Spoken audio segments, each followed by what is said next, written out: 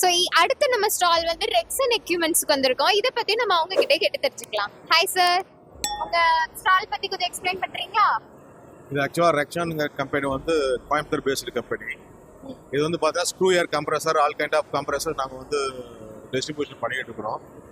எல்லா industries, food industries, மற்ற ஸ்பென்னிங் weaving எல்லா கம்பெனிக்கும் நாங்கள் பண்ணிக்கிட்டு இருக்கிறோம்.